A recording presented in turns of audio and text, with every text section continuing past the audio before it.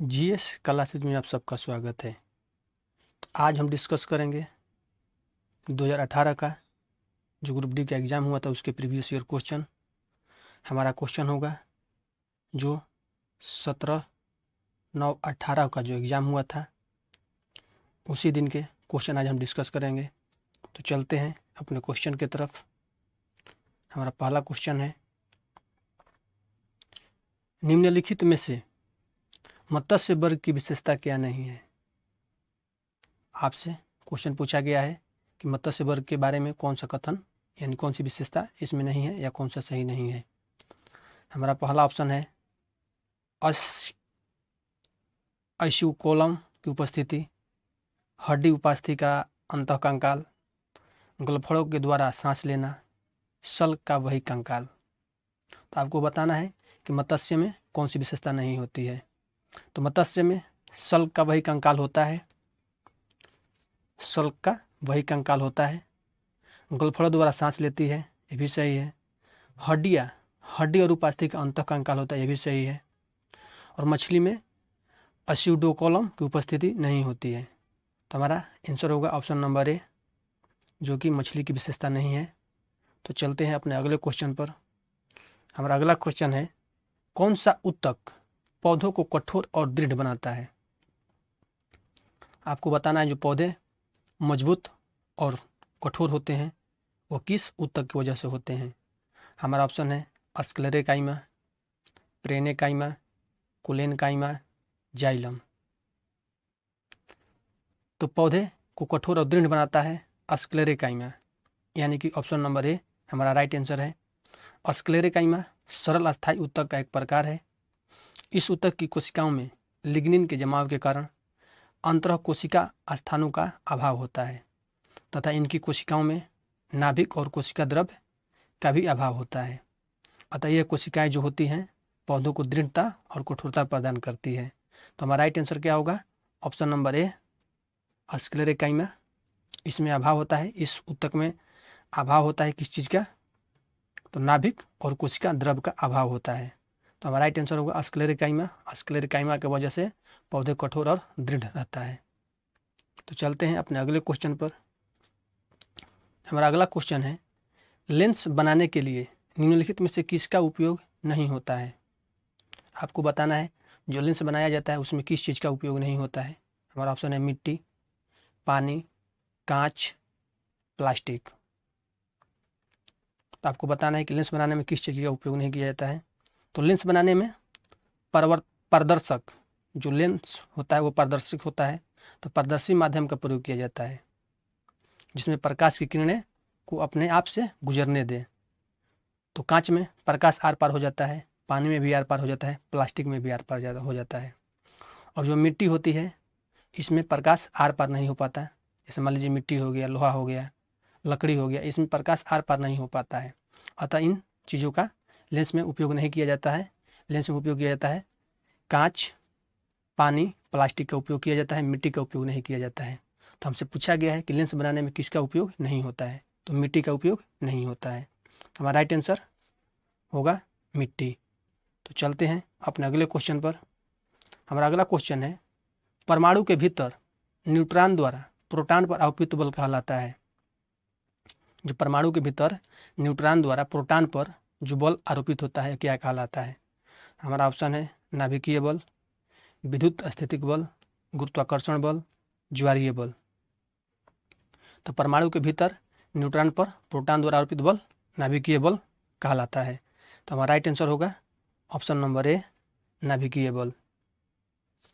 जितने भी क्वेश्चन हम डिस्कस कर रहे हैं ये सब ग्रुप डी जो 17/9/2018 को परीक्षा हुआ था उसी दिन का यह प्रीवियस ईयर क्वेश्चन है। तो चलते हैं अपने अगले क्वेश्चन पर।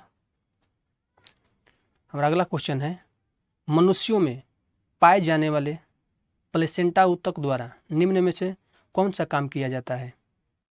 आपको बताना है जो मनुष्य में प्लेसेंटा ऊतक पाया जाता है वो किस काम में आता है।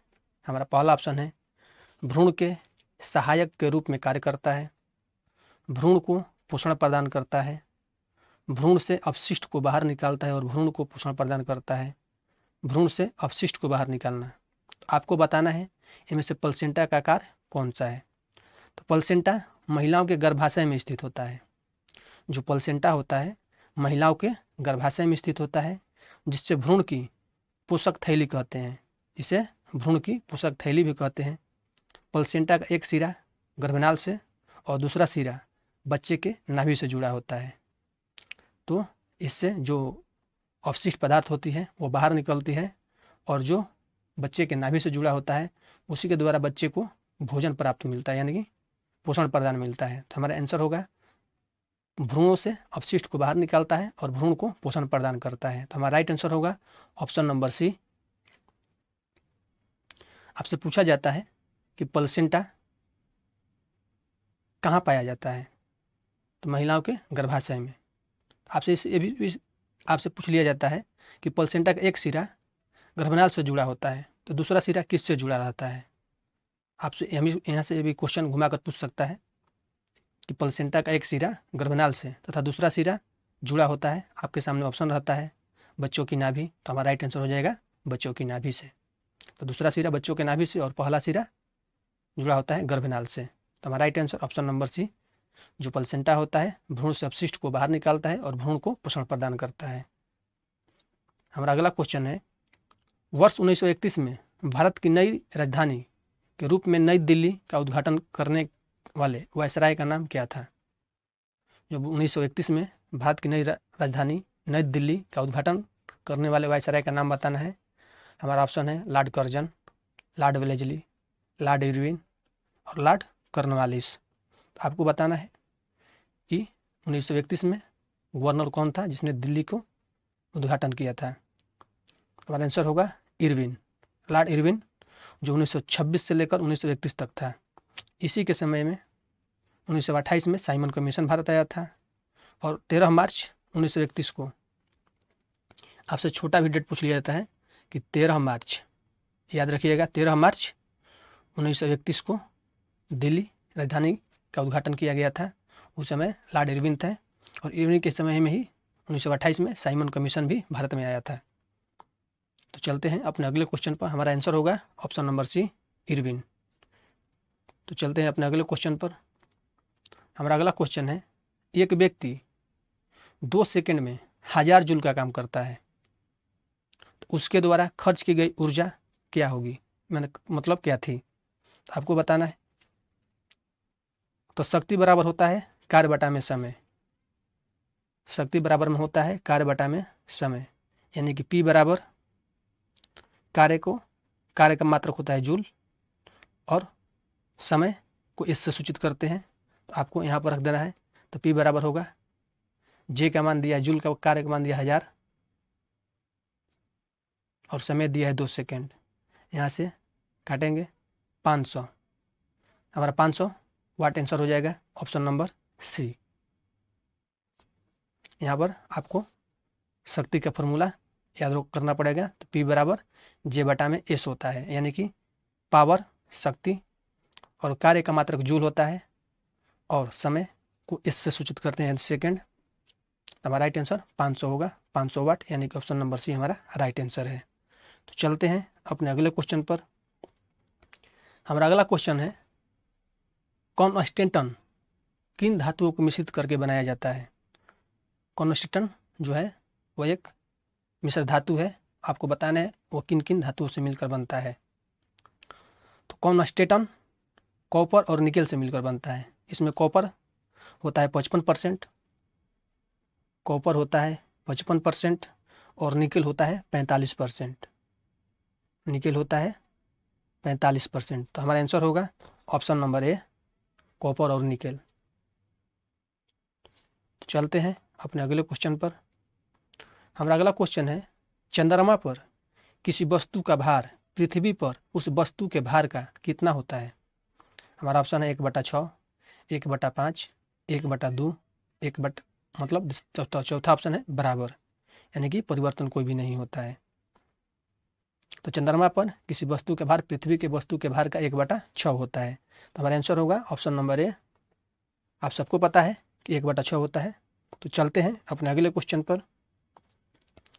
हमारा अगला क्वेश्चन है, जब एक गिलास पर रखे गए कार्ड को उंगली से धक्का दिया जाता है, आप मान लीजिए आपके पास एक गिलास है, उस पर एक कार्ड रखा गया है, आपको उस कार्ड को उंगली से धक्का देना है और उस पर एक रखा सिक्का गिलास में गिर जाता है, जो कार्ड के ऊपर सिक्का रखा गया है वो गिलास में गिर जाता है।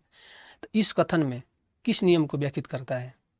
मान लीजिए आपके पास एक गिलास है, उसके ऊपर कार्ड रखा गया है और कार्ड के ऊपर सिक्का रखा गया है, आपने कार्ड को धक्का दिया और सिक्का गिलास में गिर गया। तो यहाँ आपको बताना है कौन सा नियम काम करता है। आपका ऑप्शन है ऊर्जा संरक्षण का सिद्धांत, जड़त्व का नियम, न्यूटन के गति विषयक तीसरा नियम, संवेग संरक्षण का सिद्धांत। चौथा ऑप्शन दिखाई नहीं दे रहा है, संवेग संरक्षण का सिद्धांत। तो आपको बताना है, तो यहाँ पर होगा जड़त्व का नियम, क्योंकि जब हम कार्ड को उंगली से धक्का मारेंगे तो सिक्का तो अपनी जड़त्व में ही रहेगा, स्थिति में ही रहेगा। वहाँ पर जब कार्ड गति में आएगा तो वहीं पर रहेगा और उसके जगह नीचे जब जगह खाली मिलेगा तो वह पानी में गिर जाएगा, यानी गिलास में गिर जाएगा। तो यहाँ पर जड़त्व का नियम लगता है। तो हमारा राइट आंसर होगा ऑप्शन नंबर बी।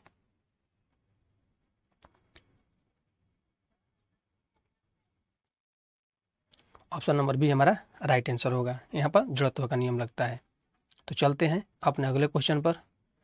हमारा अगला क्वेश्चन है, निम्न में से कौन सा विकल्प कुछ निश्चित पदार्थों के अपवर्तक सूचकांक के सही आरोही क्रम को दर्शाता है? यानी बाएं से दाएं जाना है, आपको अपवर्तनांक बताना है। तो अपवर्तनांक सूचकांक पारदर्शी माध्यम के अपवर्तनांक क्षमता को दर्शाती है। तो आपको आरोही क्रम में अपवर्तनांक बताना है। तो हमारा ऑप्शन है सेंधा नमक, बेंजीन, किरोसिन, बर्फ।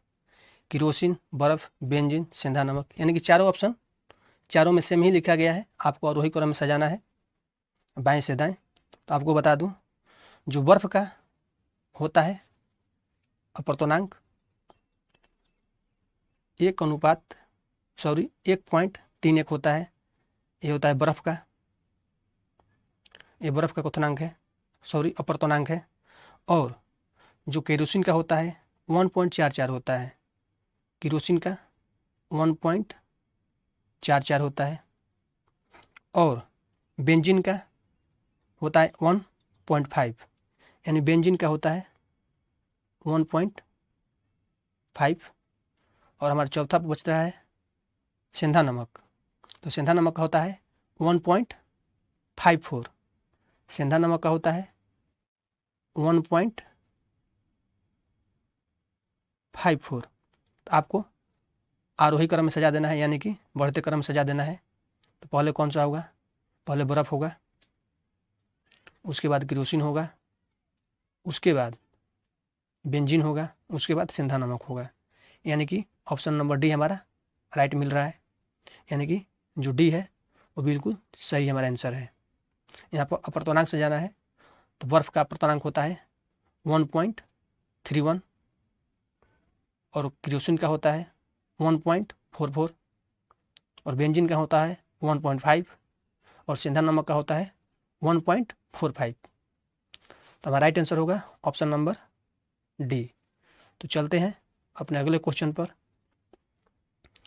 हमारा अगला क्वेश्चन है, मधुमक्खी के डंक का इलाज करने के लिए किसके घोल का उपयोग किया जाता है? आपको बताना है कि मधुमक्खी का जब डंक लगता है हमारे शरीर पे तो उसके इलाज के लिए किसका उपयोग किया जाता है? हमारा ऑप्शन है बेकिंग सोडा, दूध, सिरका, नींबू के रस। तो आपको बताना है, तो मधुमक्खी के डंक के इलाज के लिए हम लोग बेकिंग सोडा का उपयोग करते हैं, यानी कि ऑप्शन नंबर ए हमारा राइट आंसर होगा। आप सबको पता है कि मधुमक्खी के डंक के इलाज के लिए बेकिंग सोडा का प्रयोग किया जाता है। तो चलते हैं अपने अगले क्वेश्चन पर। हमारा अगला क्वेश्चन है, राम सेतु निम्नलिखित में से कहाँ पर स्थित है? आपको बताना है कि राम सेतु की स्थिति बताना है कि वह कहाँ पर स्थित है। हमारा ऑप्शन है कील नहर, बेरिंग जलडमरू मध्य, पाक जलडमरू मध्य, जिब्राल्टर जलडमरू मध्य। तो राम सेतु जो है वो पाक जलडमरू मध्य के मध्य स्थित है। राम सेतु भारत के रामेश्वरम द्वीप तथा श्रीलंका के मन्नार द्वीप के मध्य स्थित है और इन्हीं बीच में पाक जलडमरू मध्य है, इन्हीं को कहा जाता है पाक जलडमरू मध्य। और यह सेतु करीब करीब 48 किलोमीटर लंबा है, 48 किलोमीटर राम सेतु की लंबाई है। तो ये स्थित है पाक जलडमरू मध्य, यानी कि ऑप्शन नंबर सी हमारा राइट आंसर होगा। आपसे राम सेतु की लंबाई भी एग्जामर पूछ सकता है, तो 48 किलोमीटर याद रखिएगा। तो चलते हैं अपने अगले क्वेश्चन पर। आपसे भी क्वेश्चन पूछ सकता है कि मन्नार का द्वीप कहाँ स्थित है। मन्नार का द्वीप श्रीलंका में स्थित है, न कि भारत में। और रामेश्वरम द्वीप भारत के तमिलनाडु में स्थित है। तो चलते हैं अपने अगले क्वेश्चन पर। हमारा अगला क्वेश्चन है, किसी तत्व के समस्थानिक की द्रव्यमान संख्या 298 है। यदि इसके नाभिक में 189 न्यूट्रॉन है तो इसकी परमाणु संख्या कितनी होगी। तो हमारा फॉर्मूला होता है द्रव्यमान संख्या बराबर प्रोटॉनों की संख्या प्लस न्यूट्रॉन की संख्या। तो द्रव्यमान संख्या दिया है 298 बराबर, अब प्रोटॉन की संख्या हमें निकालना है, तो प्रोटॉन को हम x मान लेते हैं और दिया हुआ है न्यूट्रॉन, तो न्यूट्रॉन होगा 189। तो आपको यहाँ से घटा लेना है, तो हमारा आंसर आ जाएगा 109। x बराबर 109 आ जाएगा। तो हमारा right answer option number C. तो चलते हैं अपने अगले क्वेश्चन पर। हमारा अगला क्वेश्चन है, यदि किसी परिपथ में 6 मिनट में 0.6 एम्पीयर धारा प्रवाहित होती है तो इसमें प्रवाहित विद्युत आवेश की मात्रा कितना होगा। तो आपको बताना है कि यदि किसी परिपथ में 6 मिनट में 0.6 एम्पीयर धारा प्रवाहित होती है तो इसमें प्रवाहित विद्युत आवेश की मात्रा होगी। आपको फॉर्मूला याद होना चाहिए, Q बराबर IT। Q बराबर IT। तो हमारा यहाँ पर I दिया हुआ है 0.6 एम्पियर, 0.6 एम्पियर, और हमारा टाइम यानी समय दिया है 6 मिनट। 6 मिनट को हम सेकंड में बदलेंगे तो 360 सेकंड हो जाएगा। 6 गुणे 60 यानी कि 360। तो हमारा Q बराबर निकल जाएगा, तो Q बराबर आंसर आएगा 216 कूलम। यहाँ से गुणा करें, क्रॉस हम करेंगे तो हमारा Q बराबर आएगा 216। हमारा राइट आंसर होगा 216 कूलम। तो चलते हैं अपने अगले क्वेश्चन पर। हमारा अगला क्वेश्चन है, एक व्यक्ति 20 केजी के सामान को जमीन से 2 मीटर ऊपर उठाकर अपने सिर पर रखता है, तो उसके द्वारा किया गया कार्य क्या होगा। आपको बताना है कि एक व्यक्ति है 20 किलो का कोई सामान जमीन से 2 मीटर ऊपर उठाया है, उठाकर अपने सिर पर रखता है, तो उसके द्वारा किया गया कार्य क्या होगा। यहाँ पर जी का मान 10 दिया हुआ है, आपको 10 लेकर चलना है। तो यहाँ पर फॉर्मूला कौन सा लगेगा, mgh। तो एम हमारा दिया है 20 और जी दिया है 10 और एच दिया है 2। तो यहाँ से हम क्रॉस करेंगे, 20 दाह में 200, 2 दूनी 400। तो हमारा आंसर आएगा 400 जूल, यानी कि option number B. Option number B हमारा राइट आंसर होगा 400 जूल। तो चलते हैं अपने अगले क्वेश्चन पर। हमारा अगला क्वेश्चन है, किसी परमाणु का उप परमाणु कण नहीं है। आपको बताना है किसी परमाणु का उप परमाणु कण नहीं है, इनमें से कौन बताना है। हमारा पहला ऑप्शन है जिनॉन, न्यूट्रॉन, प्रोटॉन, इलेक्ट्रॉन। आप सबको पता है कि जो जिनॉन है वो 0 ग्रुप यानी कि 18वें ग्रुप का अक्रिय गैस है, तो ये तो उप परमाणु कण नहीं होगा। तो हमारा राइट आंसर होगा जिनॉन। जिनॉन जो है वो अक्रिय गैस है। तो हमारा राइट आंसर ऑप्शन नंबर ए। चलते हैं अपने अगले क्वेश्चन पर। हमारा अगला क्वेश्चन है, धातुओं के किस गुण के कारण उसके परत बनाने में आसानी होती है, यानी कि पत्थर यानी कि फाइल। तो हमारा ऑप्शन है आघातवर्धनीय, चलकता, तन्यता, प्रतिध्वन्यात्मकता। तो आपको बताना है किस कारण से धातुओं को पत्थर यानी कि फाइल के रूप में बनाने में आसानी होती है। तो हमारा आंसर होगा आघातवर्धनीय। आघातवर्धनीय से हम किसी भी धातु को, जो धातु आघातवर्धनीय रहता है, उसको हम पीट कर कितने भी पातर चद्दर के रूप में यानी कि चादर के रूप में परिवर्तित कर सकते हैं। तो आघातवर्धनीय हो जाएगा। तो हमारा राइट आंसर ऑप्शन नंबर ए। अगर आपसे पूछ लिया जाए कि किस गुण के चलते किसी धातु को सबसे लंबे तार के रूप में बदला जा सकता है, तो होगा तन्यता। तो हमारा राइट आंसर होगा इसका आघातवर्धनीय। तो चलते हैं अपने अगले क्वेश्चन पर। हमारा अगला क्वेश्चन है, जर्मेनियम, आर्सेनिक, सेलेनियम और ब्रोमीन के परमाणु में कितनी कक्षाएं होती है? जो जर्मेनियम है, आर्सेनिक है, सेलेनियम है और ब्रोमीन है, ये सभी चौथे आवर्त के तत्व हैं। चौथे आवर्त के सभी तत्वों के मुख्य क्वांटम संख्या 4 होती है। तो हमारा राइट आंसर होगा ऑप्शन नंबर डी, 4। जो चौथे आवर्त में होते हैं उनके सभी तत्वों का मुख्य क्वांटम संख्या 4 होती है। तो 4 होगा। आप सबको पता है कि जर्मेनियम, आर्सेनिक, सेलेनियम, ब्रोमीन ये चौथे आवर्त के तत्व हैं। तो चलते हैं अपने अगले क्वेश्चन पर। हमारा अगला क्वेश्चन है, किसी वस्तु का भार सर्वाधिक होता है। किसी वस्तु का भार सर्वाधिक कहाँ पर होगा?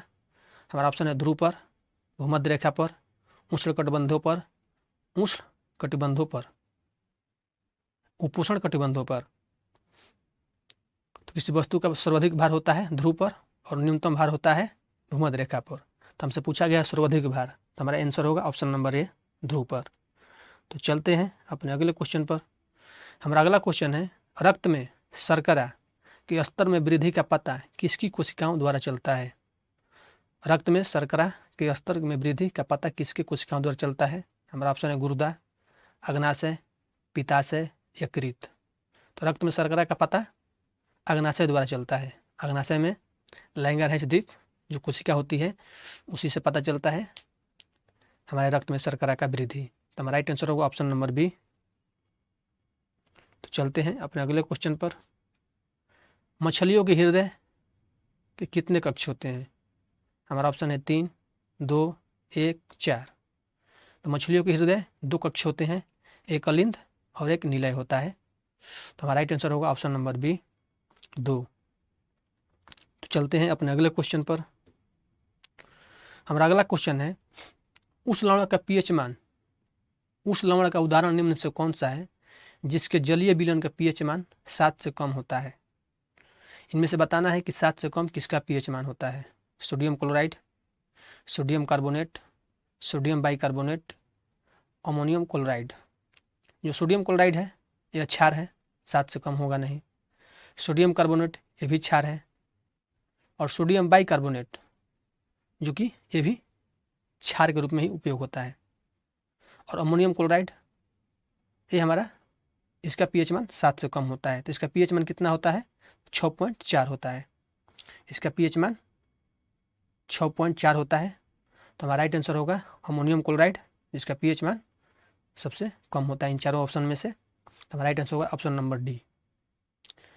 आपको बता दूं कि जिस बिलियन में जितने कम हाइड्रोजन आयन होंगे, जिस बिलियन में जितने कम हाइड्रोजन आयन होंगे उस बिलियन का पीएच वैल्यू उतनी ही ज़्यादा होगी। जिस बिलियन का पीएच मान, जिस हाइड्रोजन का आयन, उस बिलियन में पीएच मान उतनी ही ज़्यादा होगी जिसका हाइड्रोजन कम होगा, हाइड्रोजन आयन। तो हमारा इसमें आंसर होगा अमोनियम क्लोराइड, जो कि 7 से इसका पीएच मान कम होता है, 6.4 होता है। चलते हैं अपने अगले क्वेश्चन पर। हमारा अगला क्वेश्चन है, गारो पहाड़ियाँ कहाँ स्थित है? आप सबको पता है कि गारो पहाड़ियाँ कहाँ स्थित है। हमारा ऑप्शन है मिजोरम, असम, मेघालय, नागालैंड। आप सब लोग जानते हैं कि गारो, खासी, जयंतिया तीनों पहाड़ियाँ जो है मेघालय में स्थित है। तो हमारा right answer option number C. तो चलते हैं अपने अगले क्वेश्चन पर। राज्यसभा सदस्य का कार्यकाल कितना होता है? आपको बताना है कि राज्यसभा सदस्य का कार्यकाल कितना होता है। हमारा ऑप्शन है 4 वर्ष, 6 वर्ष, 7 वर्ष, 2 वर्ष। तो आप सबको पता है कि राज्यसभा सदस्य का कार्यकाल 6 वर्ष होता है। तो चलते हैं अपने अगले क्वेश्चन पर। हमारा अगला क्वेश्चन है, 70 kg के भार को उठाने के लिए 9800 जूल की ऊर्जा का प्रयोग किया जाता है। तो भार को कितनी ऊंचाई तक उठाया गया? तो हमारा ऑप्शन है 14 मीटर, 140 मीटर, -140 मीटर, -14 मीटर। आप सबको पता है कि ऊंचाई माइनस में नहीं आएगा, तो सी और डी तो ऐसा ही कट गया, बचा हमारा 2 ऑप्शन। तो यहाँ पर फॉर्मूला लगाएंगे, द्रव्यमान जो दिया है 70 kg दिया है, m जो है 70 kg है, और स्थितिज ऊर्जा का मान दिया है 9800, अवतरण 10 मीटर पर सेकंड तो होबे करेगा। 9.8 भी रखते हैं, लेकिन 9.8 कब रखेंगे, जब हमारा ऑप्शन पॉइंट में आए। तो यहाँ पर ऑप्शन पॉइंट में नहीं है, ऑप्शन एक्यूरेट है, तो आपको यहाँ पर त्वरण का मान 10 लेकर चलना है। तो यहाँ पर फॉर्मूला होगा स्थितिज ऊर्जा बराबर mgh,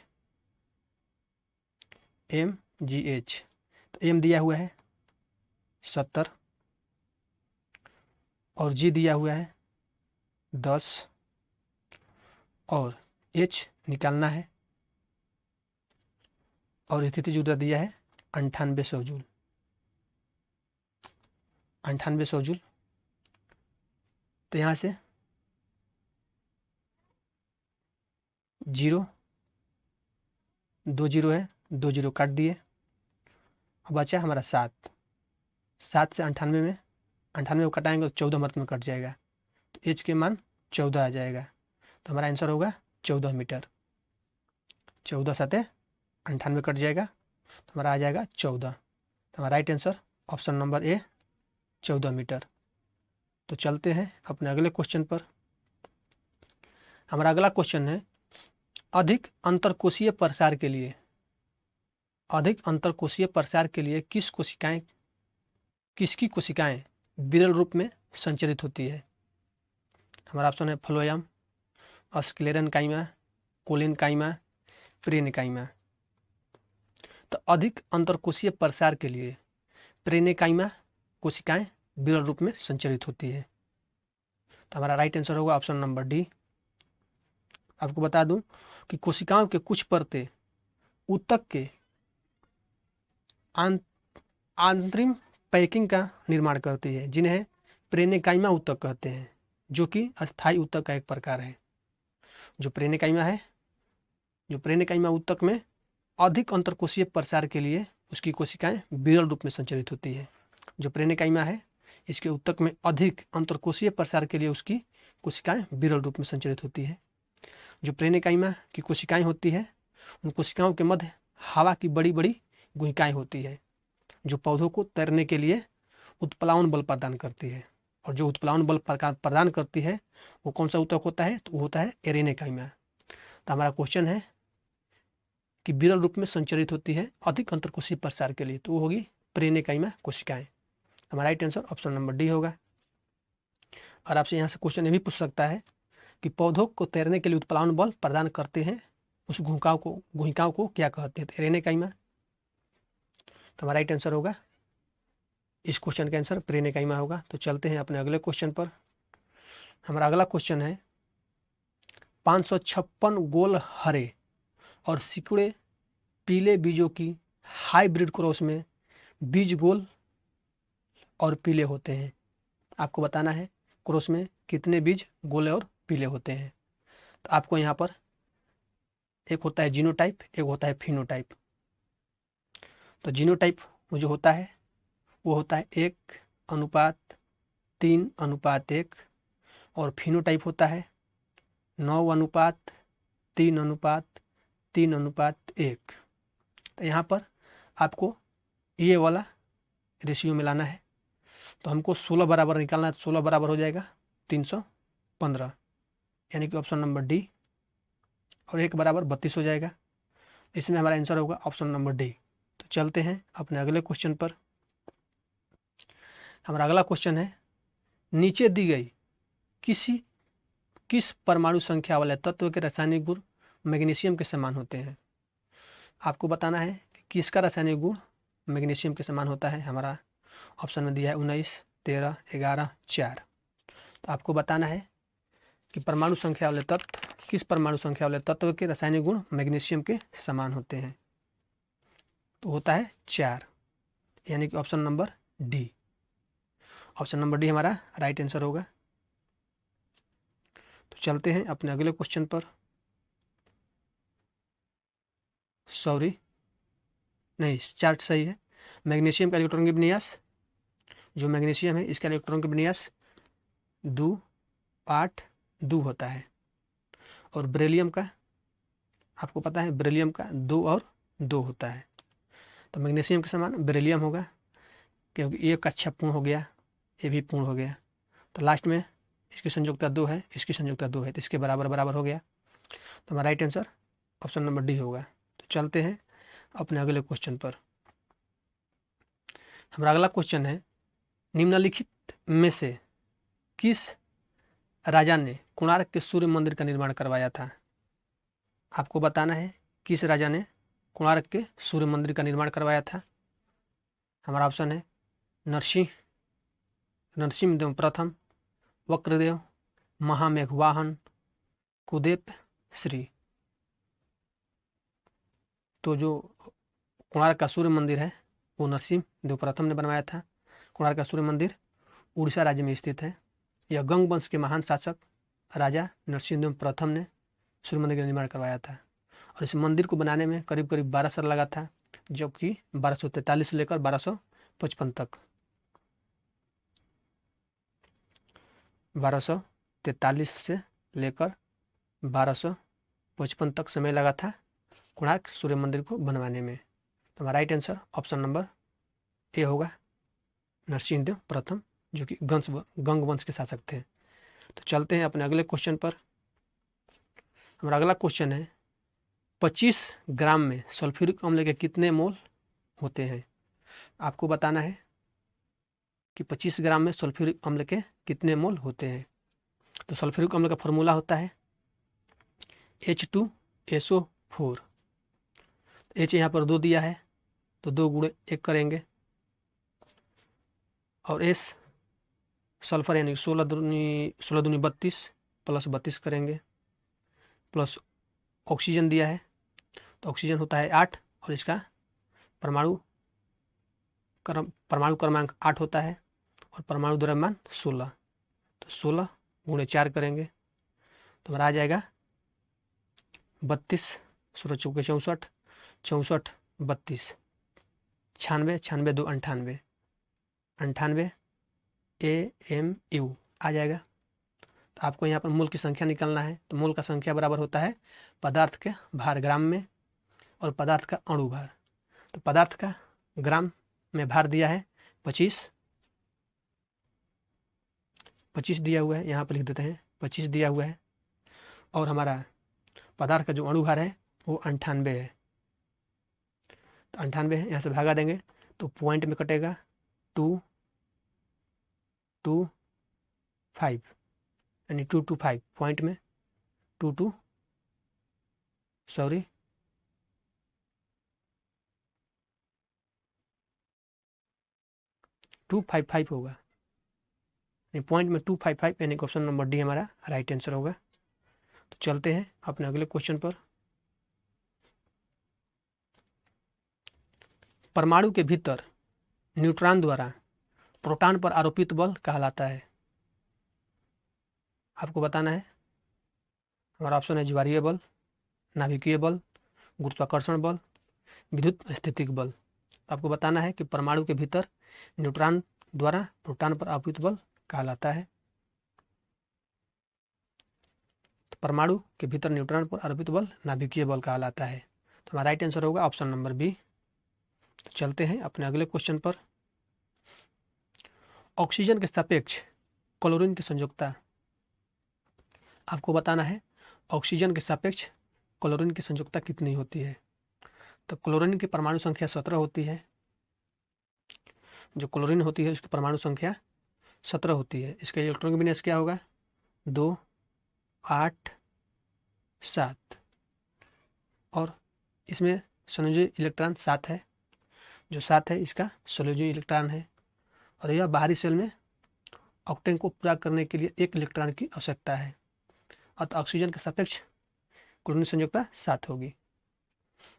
हमारा right answer option number D. तो चलते हैं अपने अगले क्वेश्चन पर। कीटोन के साथ समाप्त होने वाली हाइड्रोकार्बन श्रृंखला के अंत में लगाया जाने वाला प्रत्यय कौन सा है। तो आपको बताना है कीटोन के साथ समाप्त होने वाली हाइड्रोकार्बन श्रृंखला में के अंत में लगाया जाने वाला प्रत्यय कौन सा है। हमारा ऑप्शन है ऑल, अल, ओन, ओइक। तो मान लीजिए जैसे कीटोन है, तो कीटोन में क्या कौन सा प्रत्यय है अंत में? ऊन, यानी कि ऑप्शन नंबर सी हमारा राइट आंसर होगा, ऊन। चलते हैं अपने अगले क्वेश्चन पर। हमारा अगला क्वेश्चन है, नर जनन कोशिकाओं का उत्पादन किसमें होता है? जो नर जनन कोशिका का उत्पादन होता है वो किसमें होता है? हमारा ऑप्शन है वृषण, शुक्रवाहिका, अंडकोश, प्रोस्टेट। तो नर जनन कोशिका का उत्पादन वृषण में होता है, यानी कि ऑप्शन नंबर ए वृषण। तो चलते हैं अपने अगले क्वेश्चन पर। हमारा अगला क्वेश्चन है, कार्य करने की दर क्या कहलाती है? कार्य करने की दर को हम शक्ति कहते हैं। तो right answer option number C, कार्य करने की दर को शक्ति कहते हैं, और इसका SI मात्रक जूल प्रति सेकंड होता है या वाट होता है। इसका जो कार्य करने की दर को हम शक्ति कहते हैं, इसका मात्रक क्या होता है? जूल प्रति सेकंड या वाट। तो हमारा right answer option number C. तो चलते हैं अपने अगले क्वेश्चन पर। बेकिंग पाउडर, जो बेकिंग पाउडर होती है वो किसका किसका मिश्रण है? हमारा ऑप्शन है सोडियम हाइड्रोजन कार्बोनेट और मौलिक अम्ल, सोडियम हाइड्रोजन कार्बोनेट और सल्फ्यूरिक अम्ल, सोडियम हाइड्रोजन कार्बोनेट और टार्टरिक अम्ल, सोडियम कार्बोनेट और टार्टरिक अम्ल। तो जो बेकिंग पाउडर होता है सोडियम हाइड्रोकार्बोनेट और टार्टरिक अम्ल का मिश्रण होता है। तो हमारा राइट आंसर होगा option number C, sodium hydrogen carbonate और टार्टरिक अम्ल का मिश्रण होता है बेकिंग पाउडर। इसे बेकरी में भी प्रयोग किया जाता है। जैसे मान लीजिए जो रोटी होती है उसको मुलायम करने और उसको फुलाने के लिए उपयोग के लिए इसमें मिलाते हैं। तो चलते हैं अपने अगले क्वेश्चन पर। हमारा अगला क्वेश्चन है, जो विंध्य शक्ति है किस वंश के संस्थापक थे? जो विंध्य शक्ति था वो किस वंश का संस्थापक था? हमारा ऑप्शन है वाकाटक वंश, काकतीय वंश, पांडव वंश, चोल वंश। तो विंध्य शक्ति वाकाटक वंश का संस्थापक था, यानी कि ऑप्शन नंबर ए हमारा राइट आंसर होगा। विंध्य शक्ति वाकाटक वंश का संस्थापक था, और विंध्य शक्ति का उल्लेख वायु पुराण तथा अजंता लेख में मिलता है। आपसे पूछा जाता है कि विंध्य शक्ति का उल्लेख किस पुराण में मिलता है? तो हमारा आंसर होगा वायु पुराण में। वायु पुराण में विंध्य शक्ति का उल्लेख है, और साथ ही साथ अजंता लेख में भी मिलता है। तो चलते हैं अपने अगले क्वेश्चन पर। हमारा अगला क्वेश्चन है, आगे खाली जगह दिया हुआ है, और क्वेश्चन है, कॉर्क सेल में मौजूद एक रसायन जो उनमें गैसों और पानी के प्रवेश को रोकता है। कॉर्क सेल में कौन है एक रसायन जो उसमें गैस और पानी के प्रवेश को रोकता है? तो हमारा आंसर होगा सुबेरिन। जो सुबेरिन होता है कॉर्क सेल में मौजूद एक रसायन है जो उनमें गैस और पानी के प्रवेश को रोकता है। हमारा राइट आंसर होगा ऑप्शन नंबर डी, सुबेरिन। जो सुबेरिन होता है यह फिल्म परत में पाई जाती है। सुबेरिन जो है फिल्म परत में पाई जाती है, जो छाल का सबसे बाहरी भाग होता है। तो हमारा right answer option number D, ये छाल का जो बाहरी भाग होता है, जैसे पौधा हो गया, पौधे की जो बाहरी छाल है उस पर सुबेरिन पाया जाता है, जिसमें अंदर में पानी और गैस आने जाने से प्रवेश से रुकता है। तो चलते हैं अपने अगले क्वेश्चन पर। पौधों में साबित होने वाला वो हार्मोन जिसके कारण उसका तना सूरज की रोशनी की ओर झुकता है कहलाता है। मान लीजिए कोई भी पौधा है, उसमें कौन सा हार्मोन है जिसके कारण उसकी तना सूरज की रोशनी की ओर झुकता है?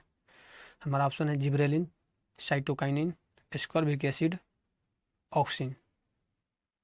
तो आपको बताना है तो पौधों में वो हार्मोन कौन सा है जिसके कारण पौधे का तना सूर्य की रोशनी की ओर झुकता है? वो है ऑक्सिन। ऑक्सिन के कारण ही जो पौधे का तना होता है सूर्य की रोशनी की ओर झुकता है। तो हमारा राइट आंसर होगा ऑप्शन नंबर डी, ऑक्सिन। चलते हैं अपने अगले क्वेश्चन पर। हमारा अगला क्वेश्चन है, साधारण नमक के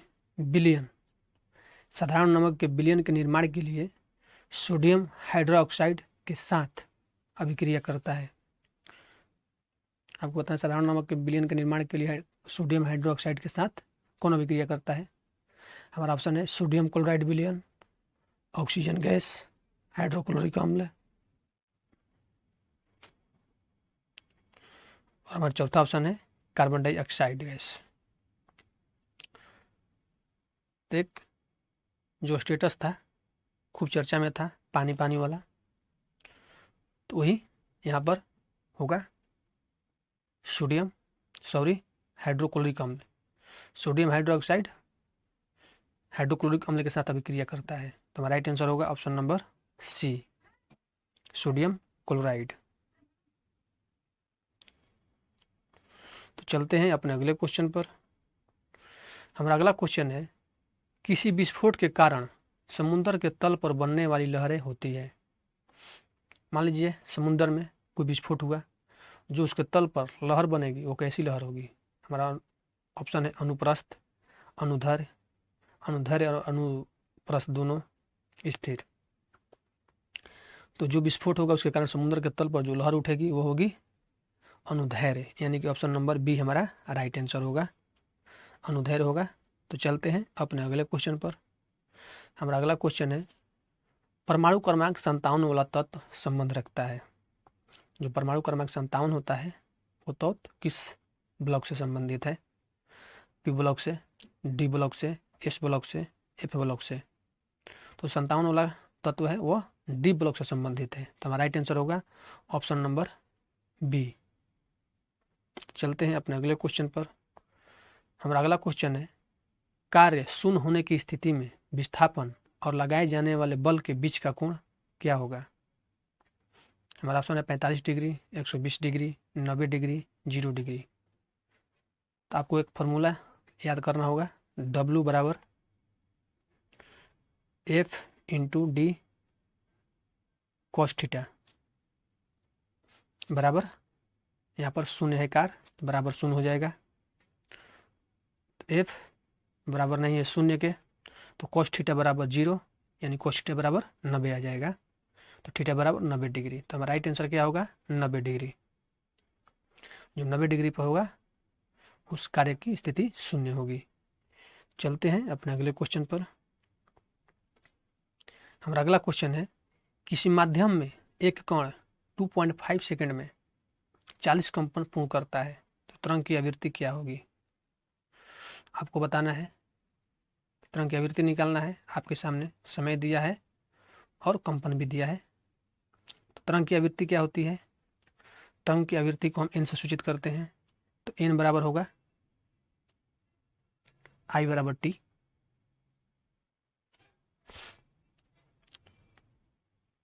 I दिया है 40 और t दिया है 2.5।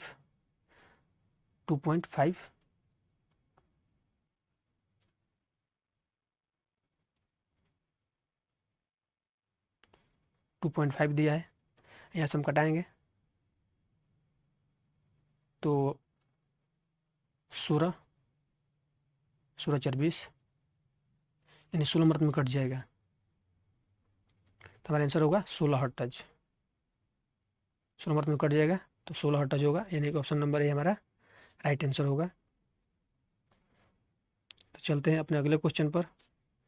हमारा अगला क्वेश्चन है, एक सेल के विस्फोट के बाद कई टुकड़े अलग अलग दिशाओं में उड़ जाते हैं, इस स्थिति में क्या संरक्षित रहता है? मान लीजिए कोई विस्फोट हुआ, कई टुकड़े अलग अलग दिशाओं में उड़ जाता है, इस स्थिति में क्या संरक्षित रहेगा?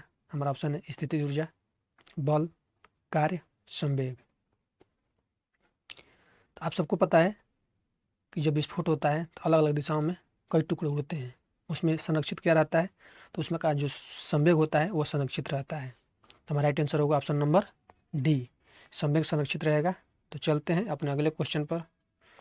हमारा अगला क्वेश्चन है, पहाड़ से गिर रहे किसी पिंड में होती है, जो पहाड़ से कोई पिंड गिर रहा है उसमें क्या होगी? गतिज ऊर्जा और स्थितिज ऊर्जा दोनों, केवल गतिज ऊर्जा, केवल घर्षण, केवल स्थितिज ऊर्जा। तो पहाड़ से कोई वस्तु गिर रहा है या कोई पिंड गिर रहा है तो उसमें गतिज और स्थितिज दोनों होगी। तो हमारा राइट आंसर क्या होगा? ऑप्शन नंबर ए, पहाड़ से कोई पिंड गिर रहा है तो उसमें गतिज ऊर्जा और स्थितिज ऊर्जा दोनों होगी। तो चलते हैं अपने अगले क्वेश्चन पर। हमारा अगला क्वेश्चन है,